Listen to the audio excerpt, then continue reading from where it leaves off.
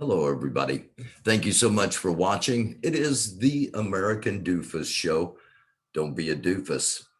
Please subscribe, like, share, leave a comment if you would, and we'll get right to it. A couple of stories today. We've got the white privilege card has resurfaced again. We talked about this about a year ago that Trump supporters were issuing white privilege cards to themselves to trump everything. And we'll be talking about that. But first, breaking news, Grandmaster Jay, the Supreme Commander of the NFAC, will be in Louisville this coming Saturday and Sunday, the 24th and 25th, marking the 1-year anniversary of when the NFAC formation first appeared in Louisville. Now, this is not going to be an NFAC formation, either armed or unarmed. And let's listen to a little bit of the interview with Grandmaster Jay from our friend Maxwell Mitchell, perhaps the best live streamer in the country. Let's listen just a little bit to this interview. Grandmaster Jay. Grandmaster Jay, how are you? I'm fine, Maxwell. How are you? I'm fine, and I appreciate you taking the time to sit down with me today to discuss a few things. A few things that I've heard as far as gossip, news about you, NFAC, coming to Louisville. And as I look at today's date, it's getting close to a 1-year anniversary, actually, of July 25th, 2020, when NFAC came to Louisville last time. But what I'm hearing is that NFAC is coming with a no armed march. Is that correct? That's absolutely not correct. Let's go ahead and clear up the rumor mill, as they say on the streets. First of all, no. The NFAC is not returning to Louisville for any type of a march or anything of that nature. You are correct. We are approaching the 1-year anniversary when the NFAC did come to Louisville on behalf of Breonna Taylor. What is going on, and I'm just a customer to the process, is that there is, from what I've been told, going to be a drop the charges rap. Not just for myself, but for all those individuals who are currently embattled or embroiled, as you say, with the judicial system, and the population feels that those charges need to be dropped. Mainly, they're talking about a lot of the protesters from last year who were exercising their constitutional rights. From what I understand, that will be happening on the weekend of July 24th and on the 25th, which is the 1-year anniversary. I have been invited, so I am a customer to the process. This is an invite for myself, not for the NFAC. From what I understand, this is open to everyone. This is an opportunity for the people to come together peacefully to express their sentiment that the government should drop the lesser charges and pursue real issues within the community. That is my understanding. So let me clear that up. I appreciate that clarification. And within that clarification, I heard you're actually coming to Louisville before the 25th. As a matter of fact, the day prior, on the 24th, which is this Saturday, I will be in Louisville. I've been invited to a festival where it'll be a family festival where we'll be shaking hands and kissing babies. Pretty much just kind of socializing with the people the day before. This is no type of an organized protest. This is, from my understanding, the Black family equivalent of the Black Family Reunion or the Black Expo fellowship amongst the community on that Saturday. And then the next day, which is the 25th, is when I'm told there'll be this drop the charges rally. Understood. I appreciate that clarification as well. I hope I get the chance to see you again out there. I'm sure I'll be out there live streaming, as I have been. It's been quite a few hundred numbers of days, actually, and I've learned a lot, seen a lot, and experienced a lot. And actually, with that being said, leads me to my next question. What has been your take of Louisville? You came to Louisville, NFAC came to Louisville on July 25th, 2020, with a certain understanding. And, I was there as you and NFAC stood on those steps at 6th and Jefferson. 4 weeks from today, we're going to come back here and we should have an answer, right? If not, at least y'all will repeat after me. If we don't get the truth, the whole truth,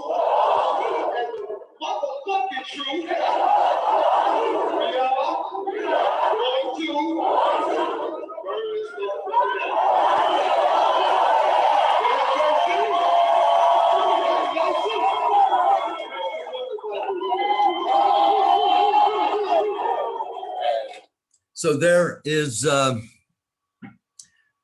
portion of the interview that is from Maxwell Mitchell. Now, as we always do on here, we don't play other people's, very rarely do we play other people's material in its entirety. It has to be pretty impactful and important. And we're not going to make an exception here. I want to direct you to Maxwell Mitchell's page on Facebook to see the interview in its entirety and to support his work. So for to catch the remainder of that interview with Grandmaster Jay of the NFAC, the Supreme Commander of the NFAC, that to see the rest of that, go to Maxwell Mitchell, MaxwellMitchell on Facebook, and you'll be able to see that interview in its entirety. And wanted to just play this briefly.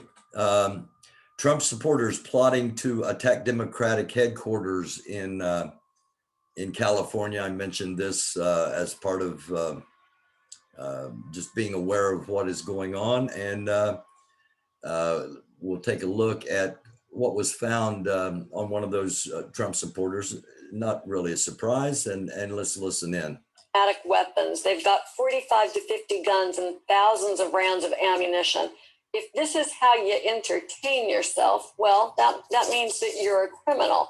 And to your point, Tim McVeigh, who is the touchstone for so many of these people, they all use the anarchist's cookbook as a way to figure out how to make their devices and how to target their locations. And they all look back to Timothy McVeigh with this singular focus on using violence to overthrow the government and using their own acts of violence to radicalize other people to their cause.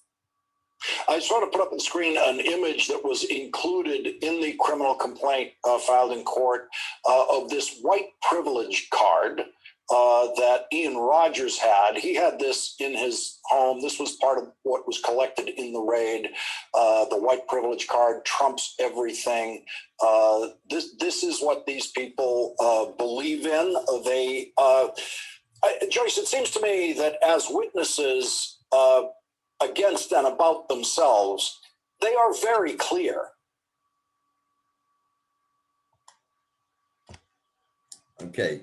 So again, that comes from MSNBC from Lawrence O'Donnell. Lawrence O'Donnell was one of my favorite writers. He created the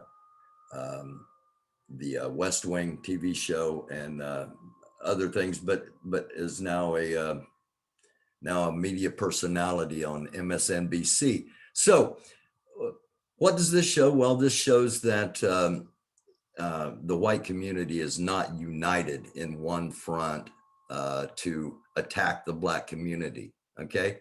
A lot of the white community's focus at the moment is on the Trump supporters because they are incredibly dangerous to the entire country. The focus of a lot of white people isn't on a daily basis on the Black community at all. So there's a lot of misunderstanding. There's a lot of heated rhetoric going on about all whites, all Blacks, all whites, all Blacks, when it's not really the case, and it's dangerous. And just wanted to remind everyone of that. Try to keep an open mind. Try to keep open dialogue. Try to have some understanding, and try not to hate quite as much as we see going on, because it is a dark world and hate just makes it darker. Until next time, it's the American Doofus Show, giving you a couple of things to think about. Grandmaster Jay going to be in Louisville on the 24th and the 25th. And the FBI thwarting a white supremacist attempt to blow up Democratic headquarters in Sacramento, California. We'll keep an eye on what's going on throughout the country and throughout the world. And even in our own backyards, we have to keep an eye on what's going on. And we try to do that here. If you see something, let us know about it. Email me, americandufus@gmail.com. If there's something that's not getting reported on that needs to be reported on, email me, americandufus gmail.com. And if you'd like to be on the program, of course, send an email, americandufus.com. Till next time, please hit that like button, subscribe, share, and leave a comment. Once again, the entire Grandmaster Jay interview, it's about 30 minutes long, available on Maxwell Mitchell's page on Facebook. And the resurfacing of the white privilege cards that were circulating last year, and the report of the attack, planned attack on Democratic headquarters that came from MSNBC. Until next time, it is the American Doofus Show. Don't be a doofus. It is a dark world. Do try to be a light. I love you all. Thank you so much for watching.